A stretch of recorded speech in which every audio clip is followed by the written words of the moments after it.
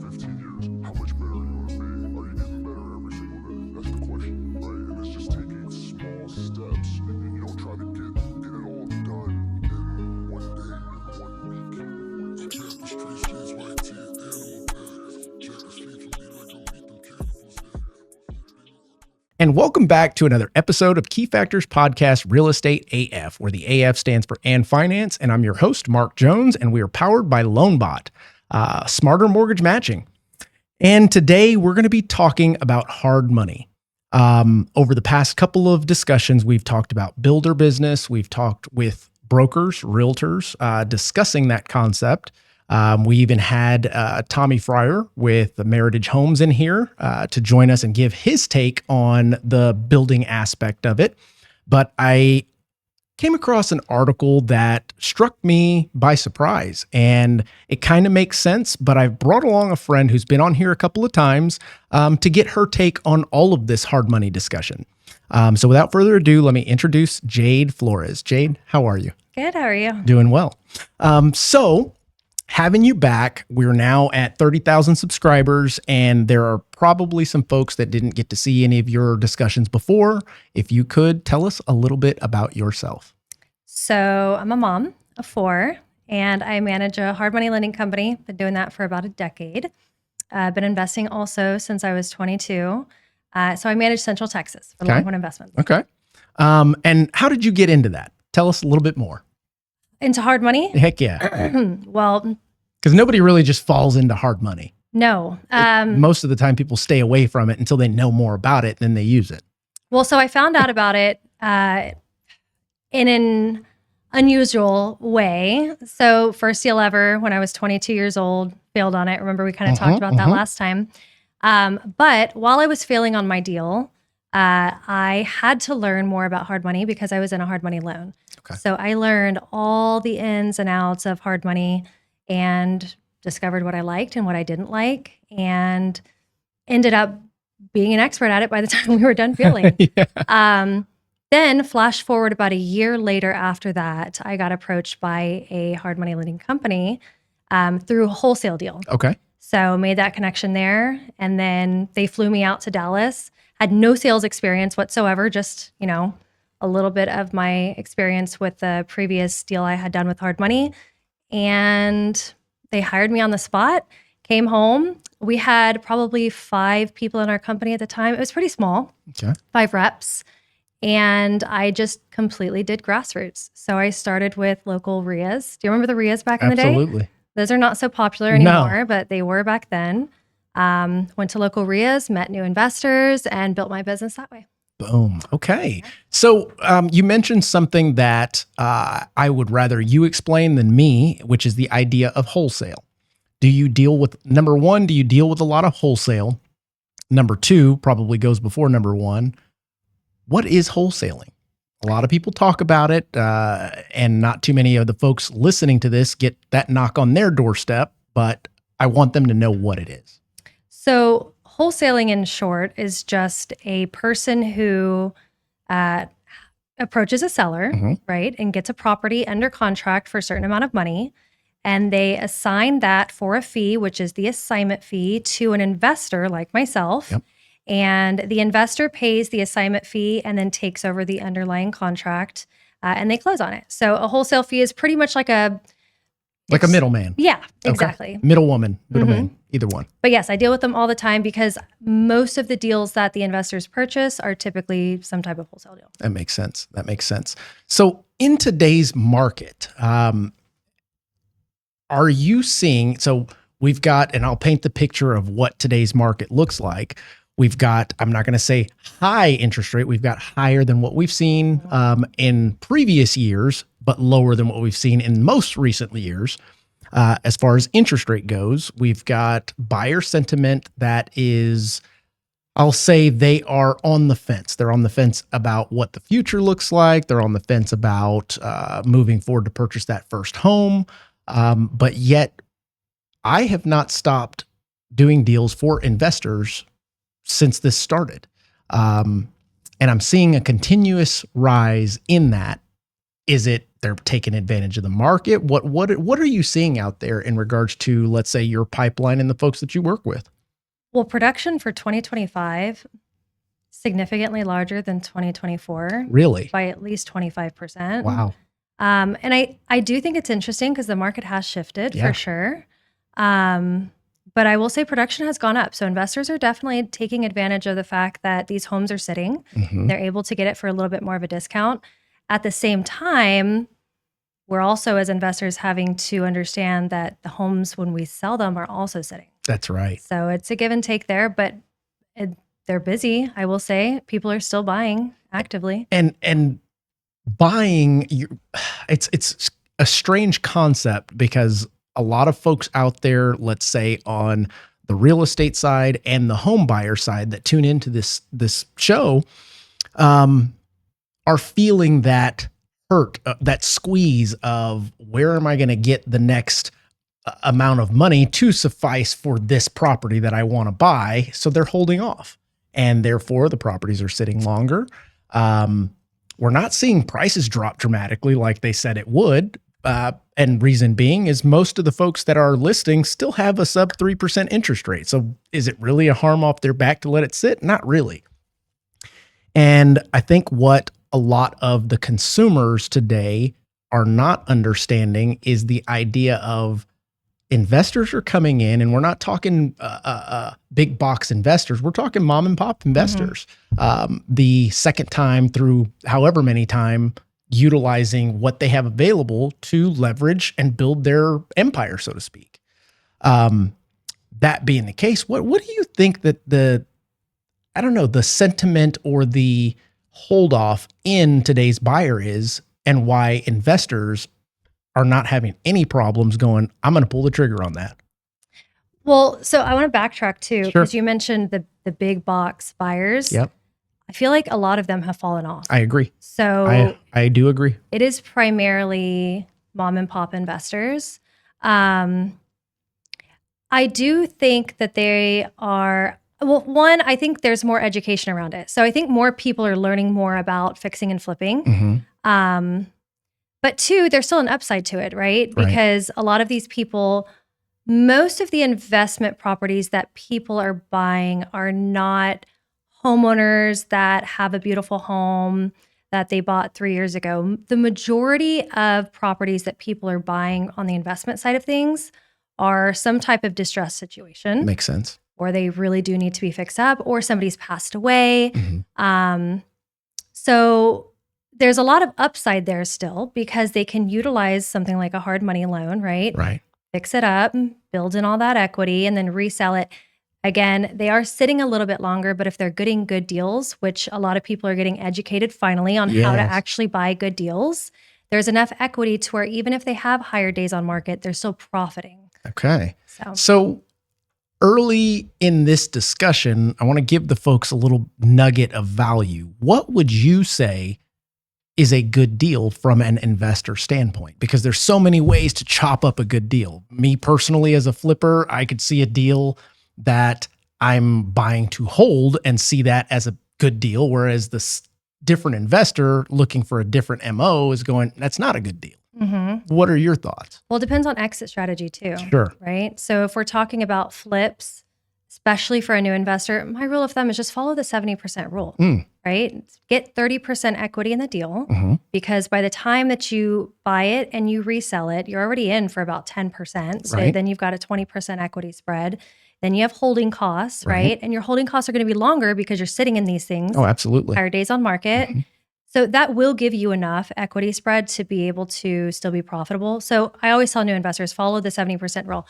Now, when we were in a different market, when we had lower days on market and you could get in and out of these things a lot faster, I would be okay with buying an 80% deal because I could get in and could get out. My money was constantly moving, but we're not in that market right now. We're not. And I think that's important for investors, even first-time investors, to understand is what market are you in? And the second thing is what is going to be your exit strategy for this property? And not just days on market, but sellers concessions too, right? Oh, absolutely. So interest rates are high. So a lot of buyers are wanting some type of buy down. Yeah. And so sellers' concessions are coming into play with buying down that rate so that they can afford it. Correct. So when you guys are looking at potential buyers for the products that you guys offer, are you looking at their track record? Are you looking at their assets, net worth, or is it just that property individually? Like, for example, when we were doing our hard money flipping back, 2020 through end of 2023. No, when was it? Middle of 2023, we sold our last one. We got our asses handed to us and we were like, okay, let's stop this for a little while. But when doing that, they wanted, I think it was 10% down.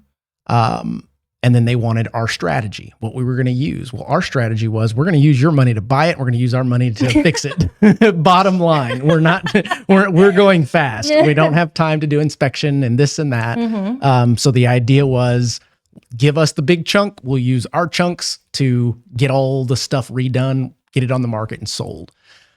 But with you guys, does it work the same way? Do you have different programs that you offer that you can put people in as far as buckets? Are they customizable? What does that look like? If someone out there is looking to increase their portfolio or start their portfolio. So I look at it on a deal by deal basis. There's basic qualifications, but then it's based upon the deal that they end up buying. Okay. It needs to be parallel to the amount of money that they have, right? Yeah. So if somebody's got 20,000, they're not going to be buying $1 million type dollar deal. No. Nor are they going to be doing a $100,000 renovation. That's right. They shouldn't be, and someone shouldn't be lending them that money for something like that. But somebody will, absolutely, and they will try. That's right. So it's my job to look at that size of rehab and the size of the deal. Compare that to their experience. Size does matter. In this case, it does. There you go. So their experience, the size of the deal matters because they're monthly payments, right? The bigger the deal, the more monthly payments they're going to have. And then, the size of the rehab goes into play with their experience. Right. Bigger rehabs, we want to see more experience. Oh, for sure. They're just a different animal. Yeah. Start entering into those. So 20K is like the threshold just to get started. Okay. You have to have 20K Liquid. in the bank. Yeah. Checking, savings. You can use retirement accounts, but you have to liquidate them. For sure. So 20K in the bank and a 600 score. And then from there. Did you say 600 credit score? Wow. Yeah. Okay. We dropped it recently. Wow. Okay. Now, the better the credit score, the lower better your the rate. rate. Yep, exactly. But they can technically get in the door with 600. Now, from there, what I gather from those pre-qualification measurements is then I can give them specs. Like, here's where you need to stay at threshold-wise for your renovation, for your after repair value. Here's the percentage you need to be buying at, and then they can tailor the type of deals that they're finding to that. Okay, that makes good sense, and that's a good kind of starting point. Now, we talked about how lending has changed, or what investors are seeking, the difference between, let's say, a pre-2020 market versus now. How are you seeing hard money used differently in vice versa market? Well, because I'm sure the folks that you are working with now, they could more than likely be the same that were before, but are they using it differently? Did they change their exit strategy based on what the current climate is? Or are they still doing, if it ain't broke, don't fix it? No. So yes, the flip versus rental ratio on their exit strategy has flip-flopped. Okay. So I actually measured it. I did all the metrics right before I came. 79% of people in 2025 are buying flips. Okay. 21% are buying rentals. Really? It is significantly dropped. But it's not just interest rate, right? There's other factors. Oh, for sure. Taxes, insurance costs has freaking skyrocketed. Yep. So all of those factors come into play with their PITI, which makes it hard to cash flow. Oh, for sure. Because rents are not, raising at the same speed. So flips right now are definitely taking the cake. Really? Now, in regards to flips, all of the deals that we personally found were someone told another person that we were buying houses, and they told somebody else that had either somebody pass away in the family, they were trying to get rid of the property. Those are the best deals. It's true. And we were helping them out, but they were helping us out at the same time. How are investors finding deals right now? I mean, maybe wholesale. A lot of wholesale. Yeah. A lot of wholesalers. Take us through that. What are they doing? What are you seeing being done? And you yourself, are you still flipping properties? Holding? Both. I don't blame you. So the holding part is hard. I will say though, on the equity play, that's all I can focus on right now. Okay. There's not really any cash flow. Right. So anything that I buy, it's all equity. Yeah. And then I'm just going to hold it until interest rates eventually when they decide to drop, or I can cash out the equity at a later date. Flipping is harder. I have a couple. I just got one under contract. They sit for a little bit. Yeah. It's just the nature of the game. But even myself, I primarily buy from wholesalers. Okay. It's like playing a game of fetch, right? Like I've got the ball. I let them know this is what I need you to fetch for me. I throw it out and they bring something back. So and that's nice to have that. And I think the way that is set up is pretty brilliant because they make a cut of the quick sale, which is not the bulk of the profit. The bulk of the profit goes to the person that actually puts the money into it and turns it into what it needs to be in order to be marketable and sellable.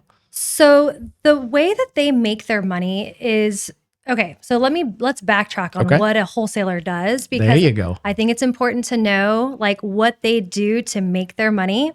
So imagine you do 5-6 months worth of marketing. Okay. They do mail outs, some door knock. Yeah. There's all different SEO, right? But they invest money and they invest time for months to be able to get a deal.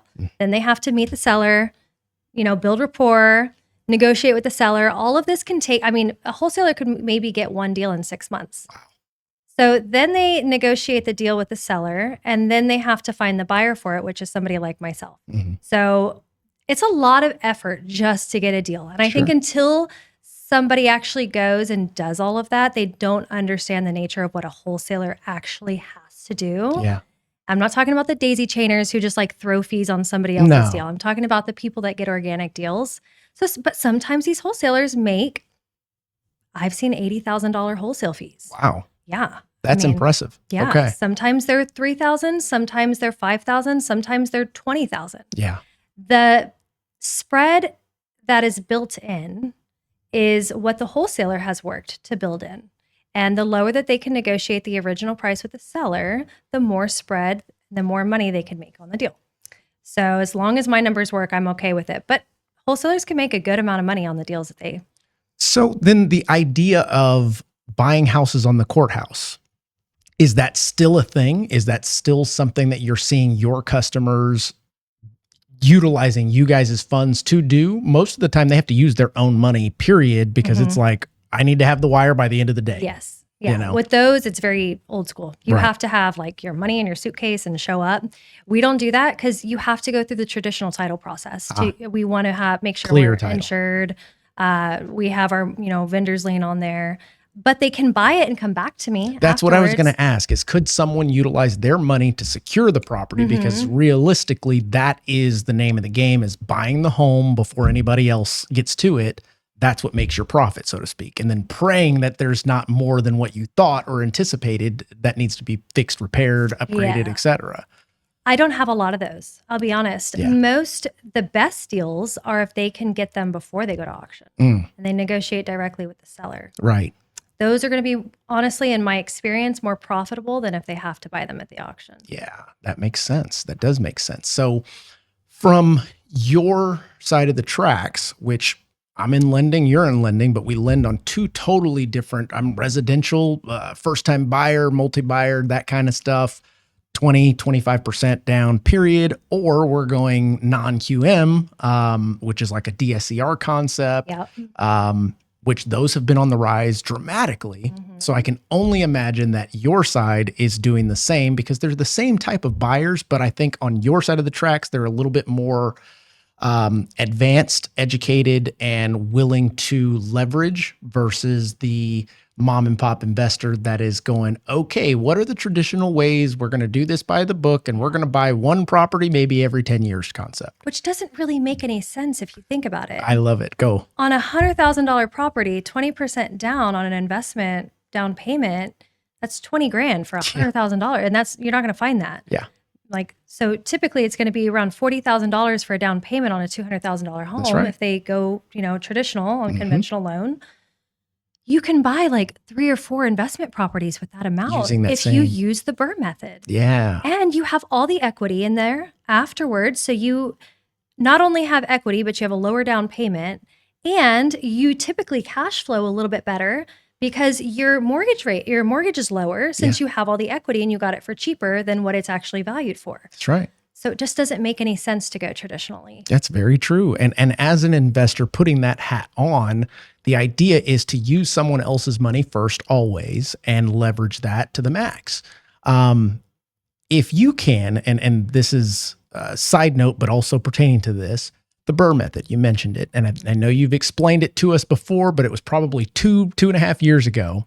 Tell us what the BRRRR method is, because there's still folks out there that will go and Google it, and then they'll read like excerpts, and then they'll come to me and go, okay, I'm going to do the BRRRR method on this. And I'm like, nope, you didn't read the right stuff, because I'm not the person you come to for that. Right. And it can be confusing. So let's spell it out. BRRRR, B-R-R-R-R. So how many R's again? I'll count at the end. There's a bunch of BRRRR R's. method. So B is for buy. Okay. Buy hard money, right? So buy something discounted. You renovate it. So there's 1 R. Okay, we're going to count our R's. BR, renovate.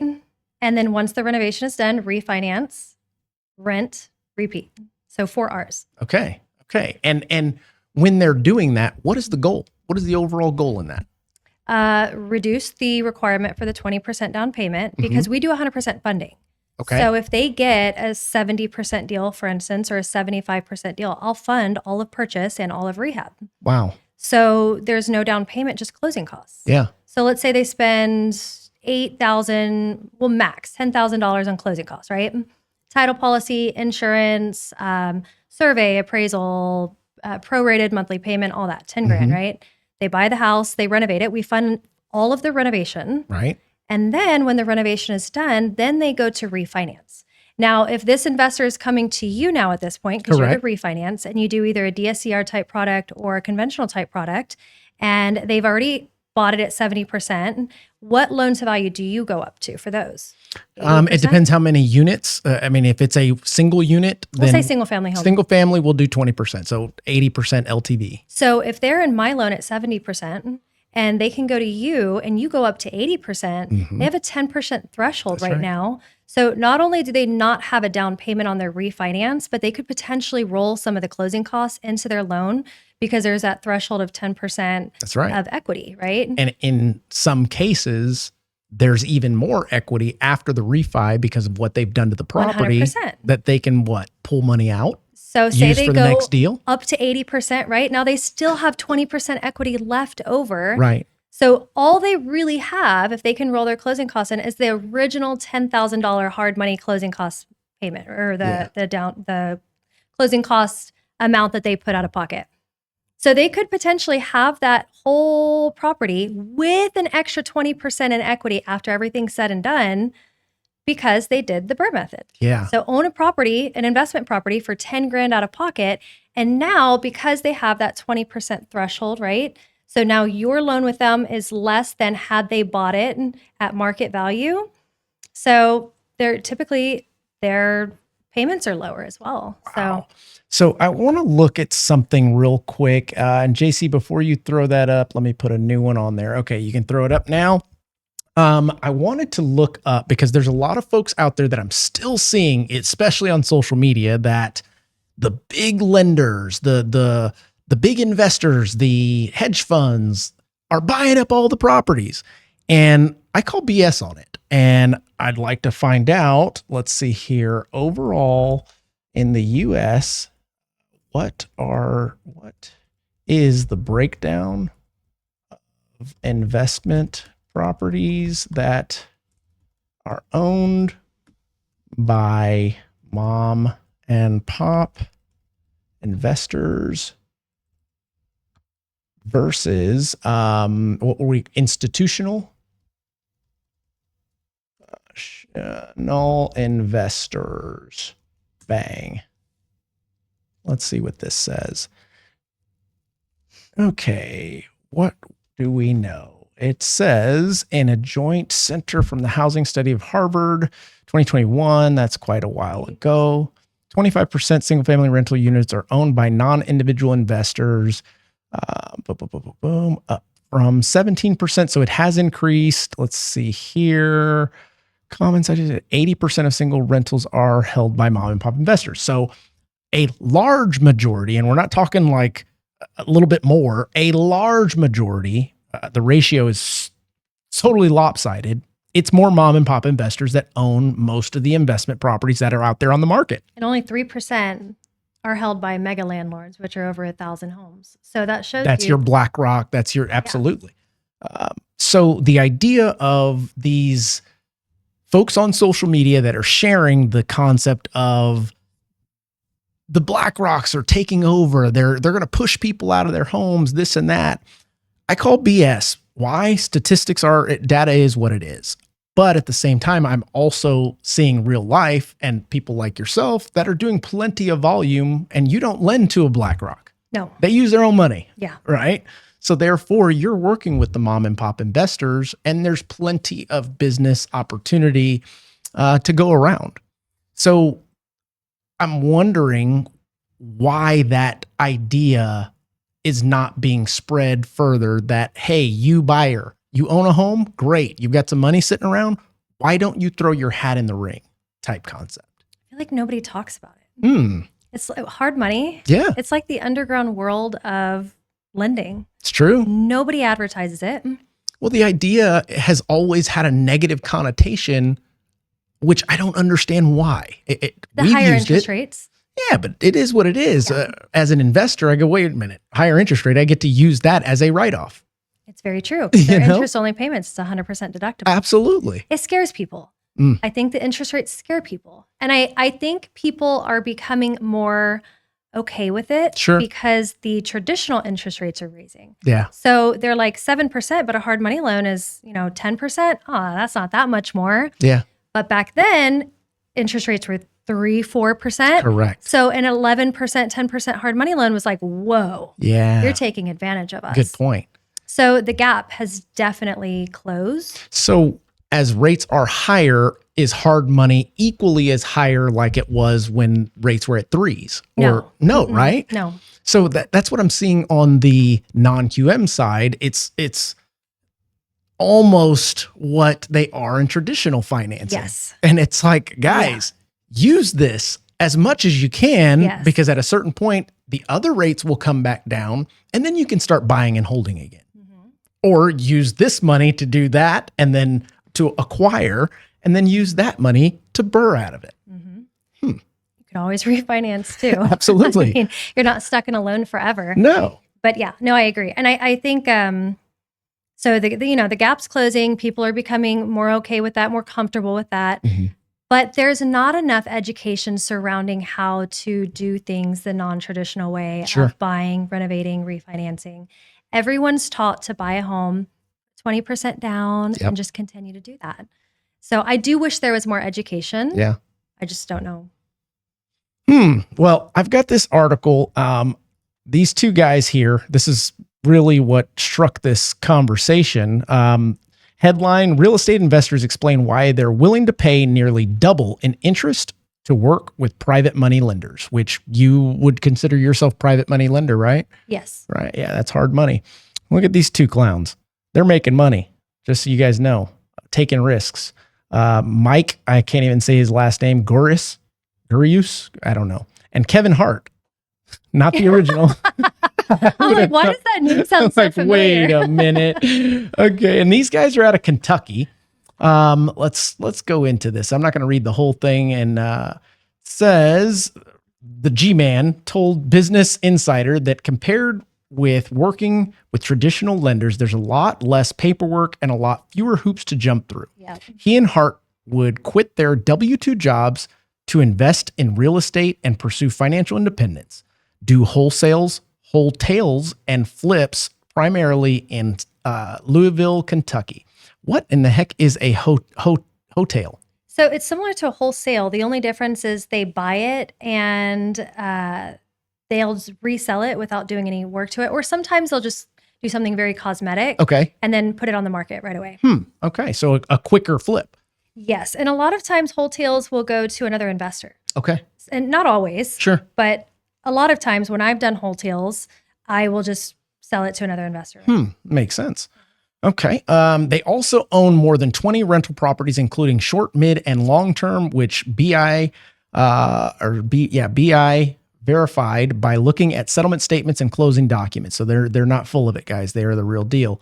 So the G-Man noted that there are three main ways to borrow money in this industry: through private money lending, hard money lending, or a traditional lender. Traditional lenders generally offer the lowest rates, while hard money lenders tend to be most expensive.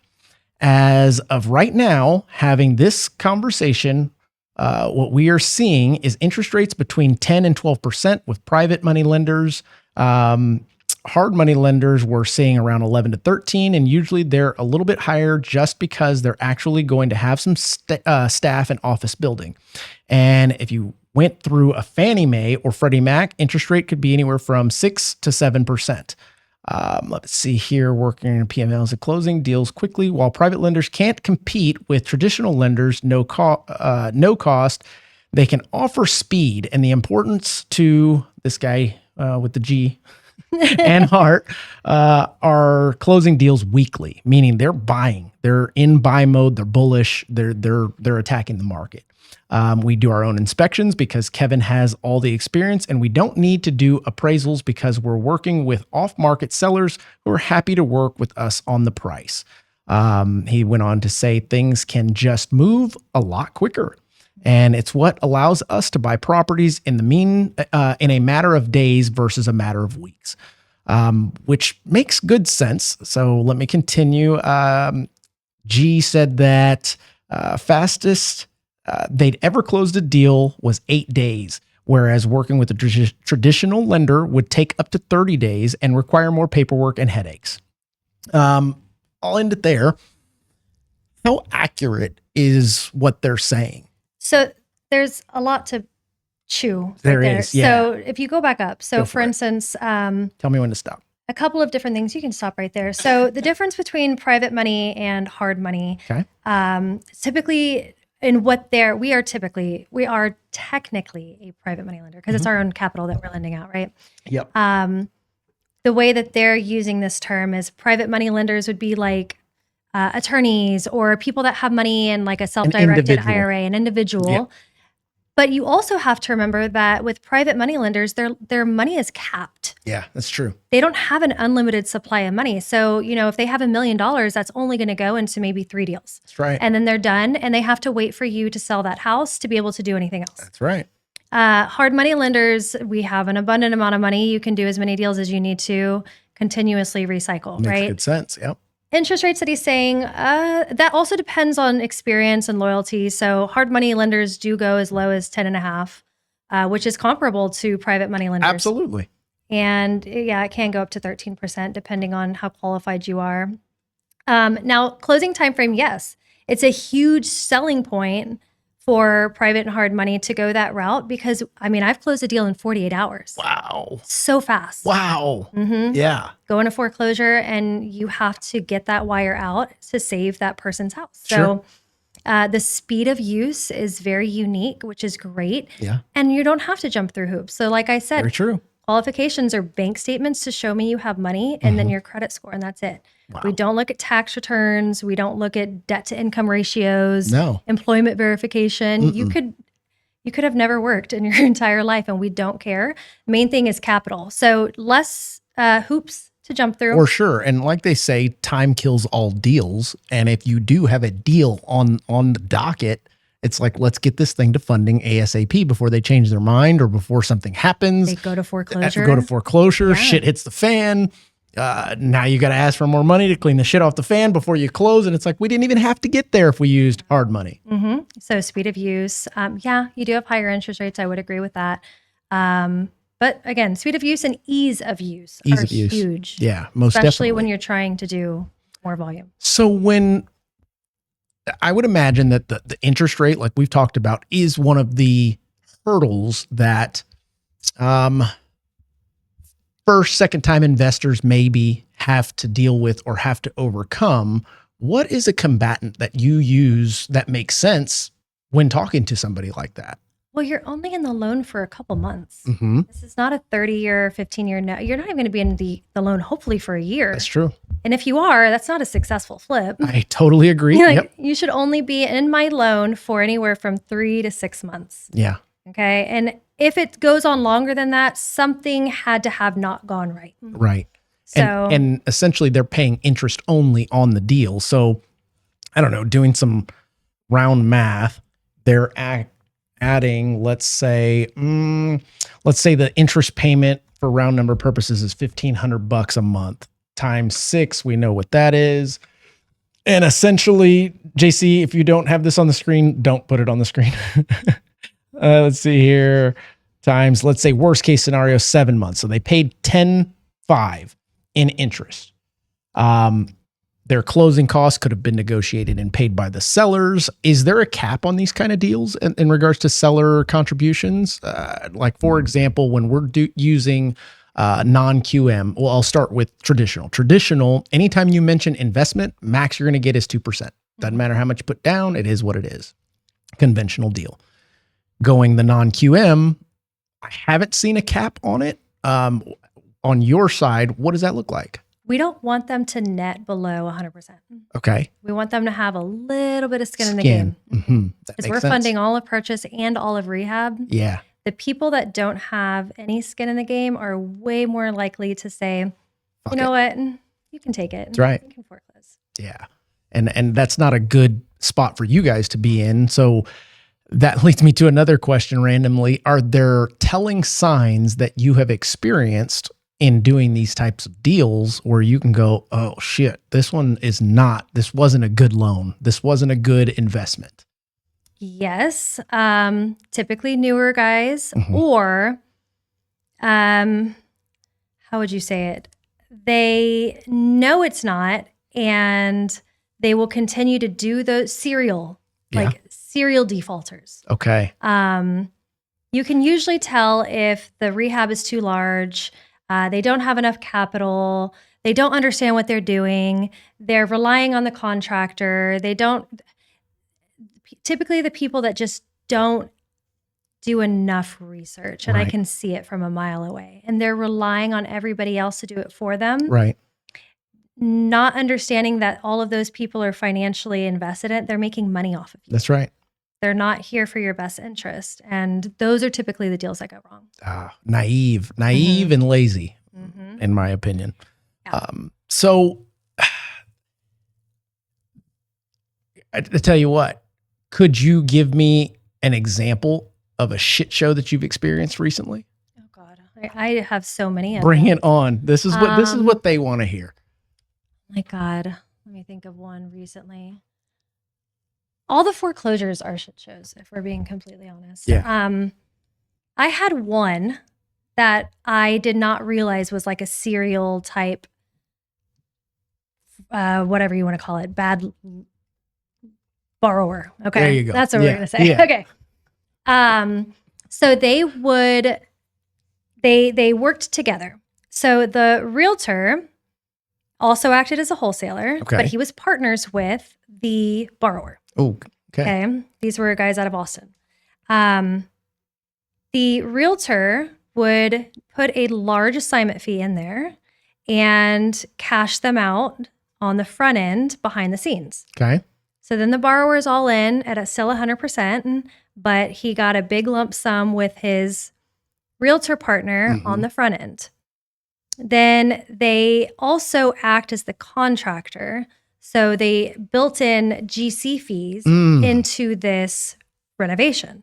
So, but they're not doing a great renovation. So they're basically making revenue from their own deal structure, so to speak. And to the point, they front load it. Uh-huh. So front loading your rehab would be like if your foundation costs $5,000, but you put in there it costs $15,000. Right.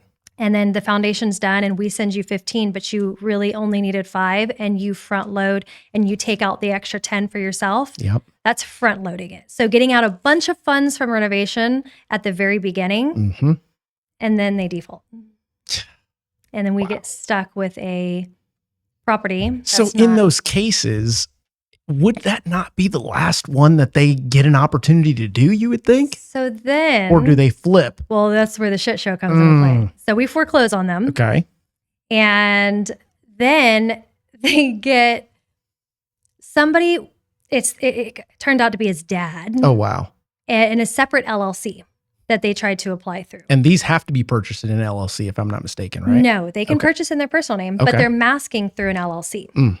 So the dad applies with similar name and did it through an LLC. So I look further into it, start requesting, ID copies, operating agreements, and I noticed the signature was the same as the gentleman we foreclosed on prior. And all of it just started, I realized that it was dad and son. He continued to deny it, but we wouldn't do it. So stuff like that happens, and they'll get new people to act. To be that person. Yes. The front. Wow. Yeah. Wow. I mean, how profitable can that be if it's almost your last deal? Every deal is almost your last deal, basically, when you're it's transactional. That yeah, that's right. It's, Wow. That's not surprising, because if there is a way, they're going to find it. Then they'll exploit it, and then they'll blame everybody else. Or they'll go to another lender and do it again. Wow. So that since you mentioned foreclosures, I'd want to get your take, because you're on a different perspective, different level than I in regards to what you're seeing out there. A lot of folks are believing, hypothesizing. I don't know. Did I even say that right? Hypothesizing. That's the one I was looking for. I was going to let you run with it. I'm like, somebody help me. I knew what you meant. So this hypothetical scenario, no. Some people are predicting that there's going to be a wave of foreclosures, but they're going to come from the new construction side of things, because they're seeing all of the properties that they're going up against still having to build. So they're having to lower their price to get it sold. Let's say if you purchased within the next 6 months, and then you have to move within the next 6 months, well, that builder's still building. So there's no way that someone's going to come in and pay you what you paid for it if they can just go get a brand new one. Oh, okay. See what I'm saying? Totally out of my sphere. I'm so curious. And that is what I'm seeing as the future of where foreclosures will come from, simply because, you gave them this low rate, but all that money was packed into the price of the home, and you as the builder has to continue to maintain that, while the person that is selling in your neighborhood, there's no way they can compete with you as the builder, so they have to drop their price, i.e. in that scenario, basically selling it for a loss. On your side of the tracks, you're dealing with a lot of individual investors, a lot of pre-owned properties for many years, most cases. What are your thoughts on the future of foreclosures, near future, that kind of? I mean, have you seen an uptick in traditional foreclosures? I personally have not. I haven't seen that either. I'm not getting like a crazy amount of investors coming in that are buying foreclosures right now. Okay. And that's kind of what my question was, is you'd probably see it first before anyone, because the people that know about it will scoop them up most of the time before they even hit the market. I haven't done enough research to see what the actual statistic is for foreclosures this year in the real world.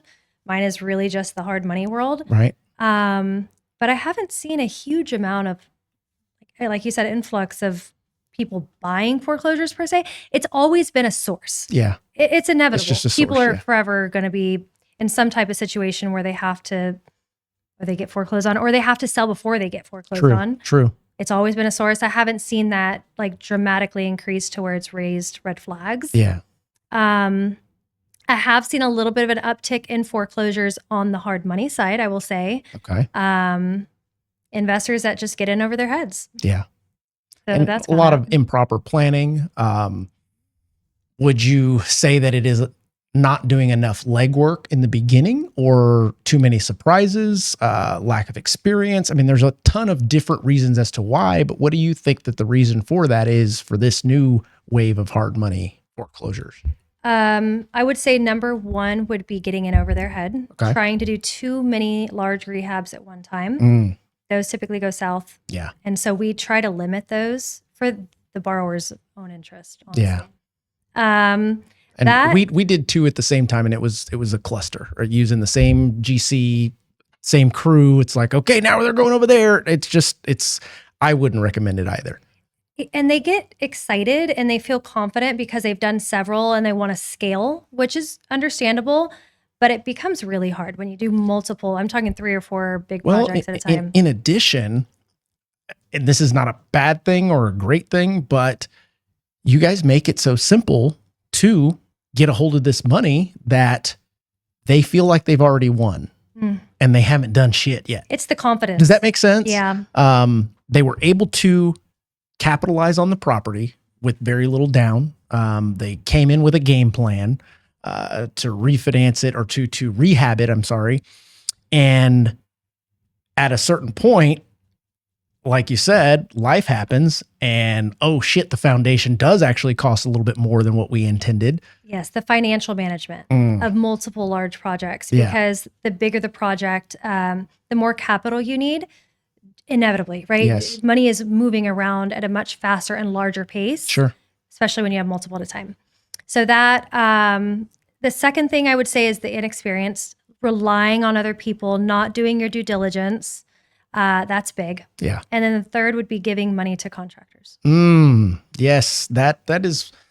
Yeah. Let's talk about that for a minute. Because for me, I was super, super lucky, blessed, call it what you want. When we set out to do this, I had a buddy from high school that I trusted with everything and said, hey, this is how it's going to work. We're going to go in, we'll buy the houses, we'll front the rehab money. You handle all of the rehab, all of that stuff. We'll chop it up right down the middle, 50-50. So there was really no additional incentive for him to screw us in any way, because he's really screwing himself. Everything You was split the profit? Absolutely. Okay. Right Yeah. down the middle. So it's like if you're going to inflate your cost on this side, well, then it's going to come out in the wash. Yeah. There is no way to hide that. But if that contractor has zero skin in the game, well, yeah, invoice says 15,000.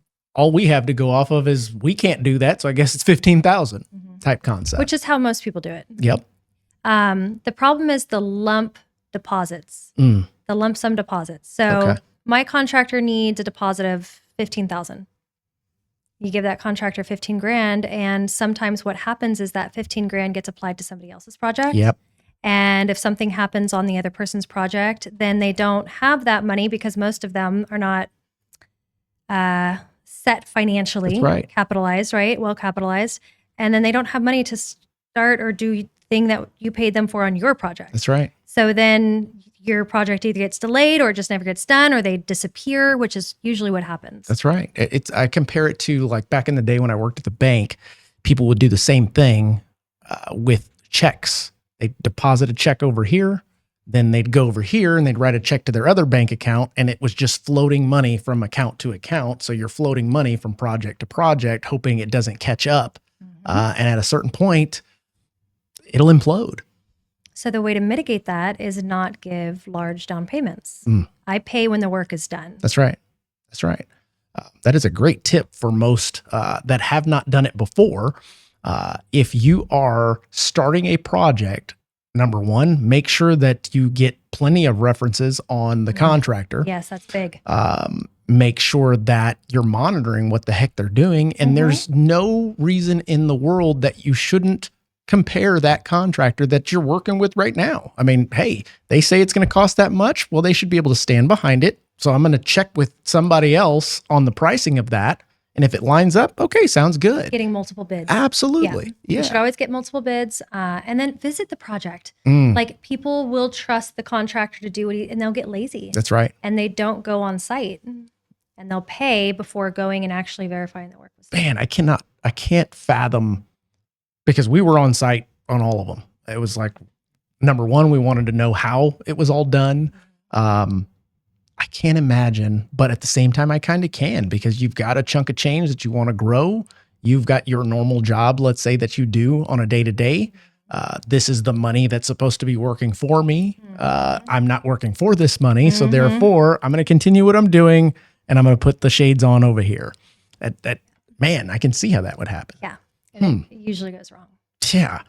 I think I've gotten through just about everything. JC, what are we at time-wise? All right. So this last, let's call it 10, 15 minutes. What do you want to talk about? What do you want to tell us about in regards to your world? Some updates, some stuff going on the hard money side, flipping side. Let's see. In regards to and this will be my last question, then I'll give it back to you. Sorry, I thought of something. Squirrel. Yeah, totally. It's okay. Totally. So the idea of buying and holding versus flipping properties. Okay. Are you seeing, number one, do you guys invest in multi-units? And number two, are you seeing a rise in that concept? Because as we're hearing and seeing, there is a lack of affordability in regards to those type of homes, or homes in general, for not necessarily first-time buyers, but even just the rental market of things. So no, I have not. Okay. Primarily still single family. Single family. residential. I forgot your first question. What was the first question? The first question was to do with multifamily.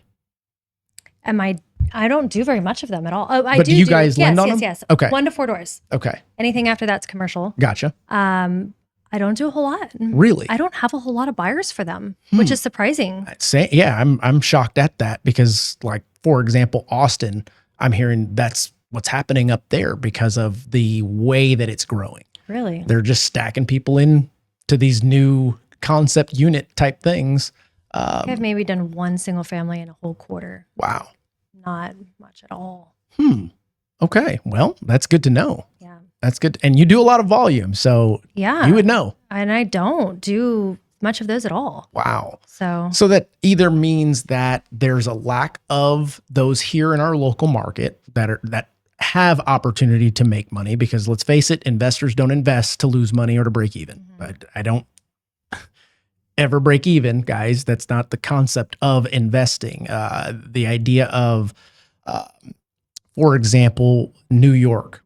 We don't live there, thank goodness, but they're talking about making the rent ceiling, or whatever. What is it called? capping it? Yes, pretty much. You can't raise your rent. what? But the idea is, like, do you guys realize that you're not going to get any other investors to come in there to buy your properties that these folks will rent from if they can't make money doing it? Well, then, where is the source of housing coming from if people can't afford to buy homes? Right. And you see that 80% of people are the ones, That's right. mom and pop investors. That's So exactly if you right. cap them out to where they're having to come out of their family's pocket That's right. to pay for you to live there, you're going to reduce the amount of people that want to do that. And then where's your sourcing of housing coming from? That's right.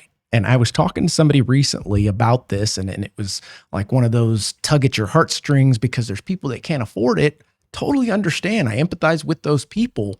Have they considered moving to another part of the United States where it's more cheaper, cost-effective? more cost effective? Yeah. Absolutely. Because the idea of trying to infiltrate an investor and change their MO to now, this is what it has to be because of affordability, well, they're going to go, okay, see you later. Well, to try We'll go over here. to force them to have to not make any profit, or to, if anything, because You're right.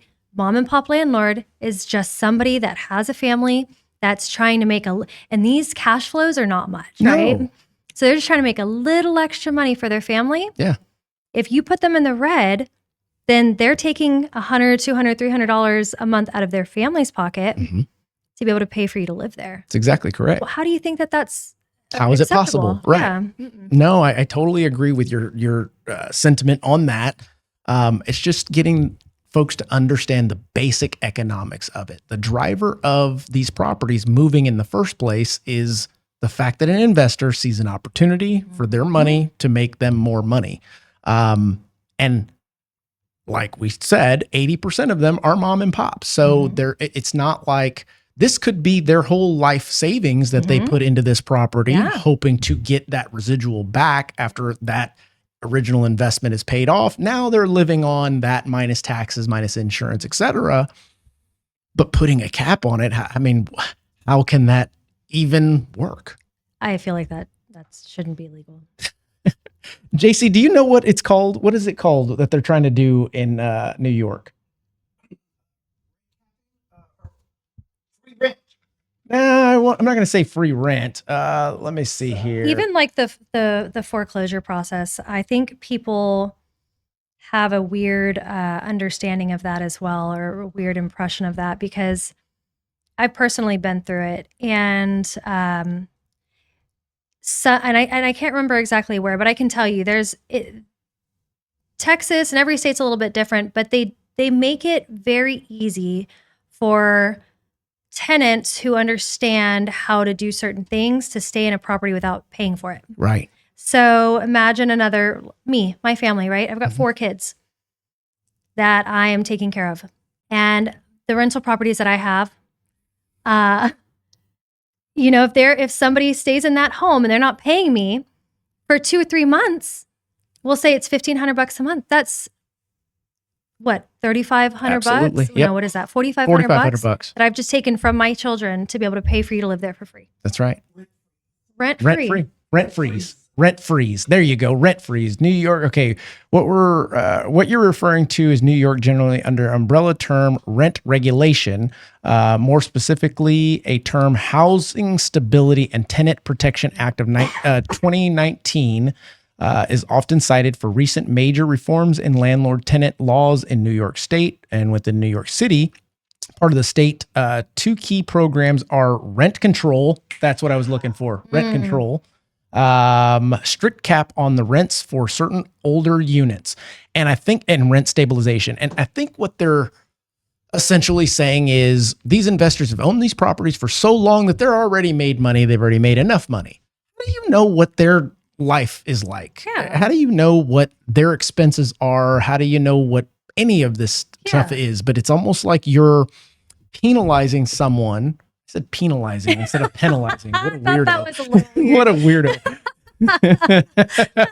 I say refinance instead of refinance. Anyway, how is it that we are capping the potential for something that we're at the same other end of our mouth, trying to educate others to actually do to better themselves? It's like, well, why the hell would I do that? They're like, well, you figured out how to do it. So now exactly. you need to take care of all the people who, can't afford it. That's exactly right. Yeah. That's nuts. Yeah. That's nuts.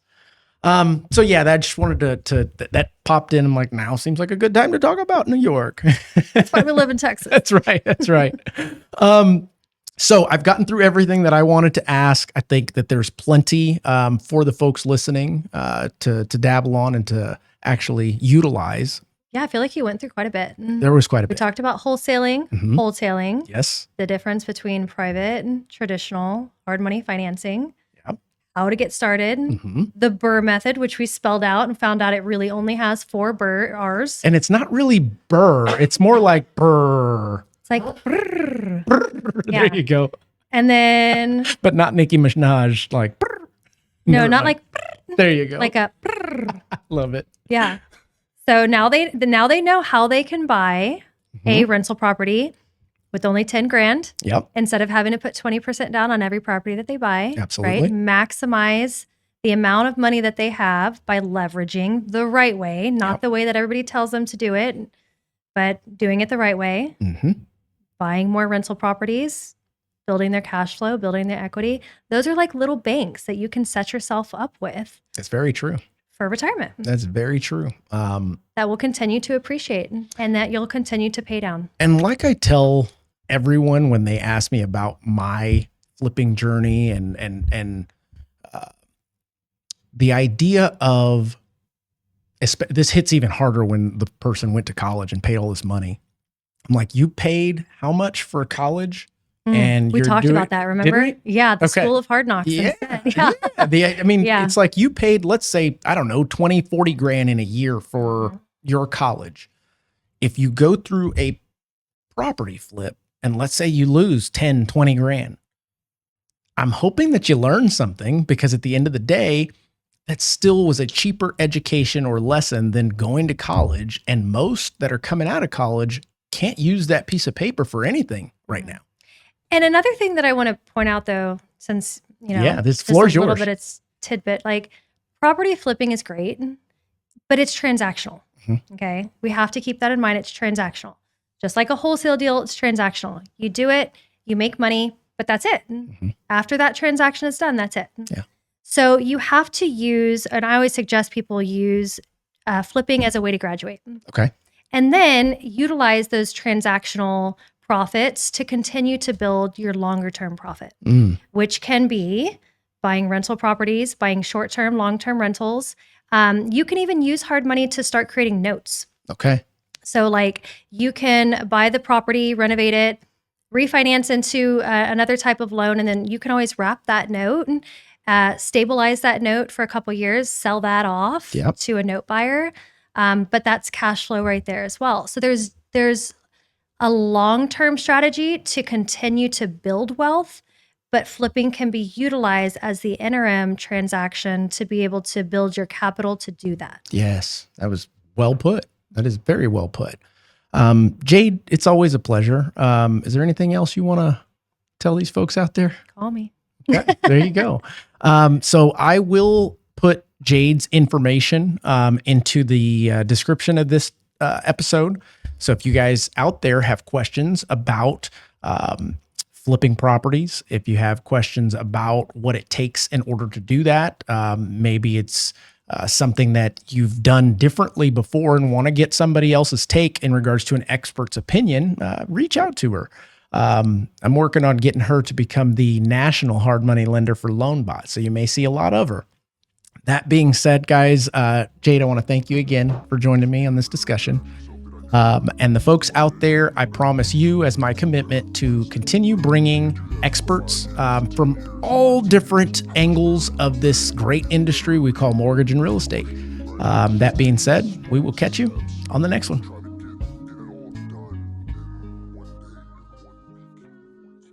If you're still sending out pre-approval letters and praying your realtor send you the next lead, you're already behind. Top producers are winning because they're giving their agents more than just rate sheets and donuts. They're giving them LoanBot. With LoanBot, you can offer realtors a white-labeled, co-branded digital mortgage tool that they send straight to their buyers. It's like giving them a mini loan officer in their pocket. Available 24/7, fully loaded, and branded with your name and their trust. Buyers can self-diagnose, compare loan programs, check real numbers, search properties, and explore down payment assistance without blowing you up at 10 p.m. And the best part?